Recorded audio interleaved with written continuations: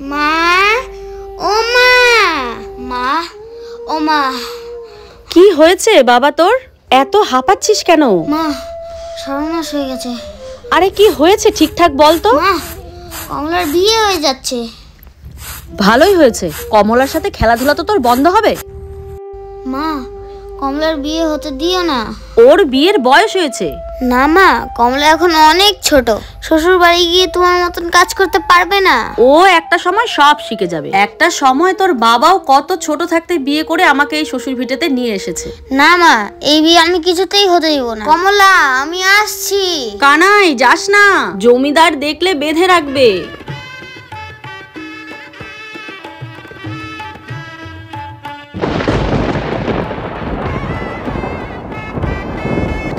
এই বিয়ে আমি কিছুতেই হতে দিব না। এটা কমলার খেলার বয়স।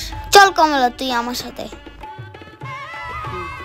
চল, তাড়াতাড়ি চল। ছাড় কানাই, তুই এইভাবে আমাকে বিয়ের আসর থেকে নিয়ে আসলি কেন রে?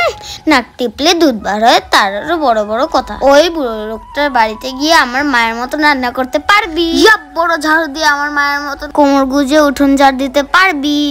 ও আমি সব পারবো, তোর মায়ের মতো আমিও সংসার করতে পারবো। চল তাহলে ওই বুড়ো লোকটার কাছে তোকে দিয়ে আসি। না বাবা না, কি বিচ্ছিরি দেখতে। বড় গোফ।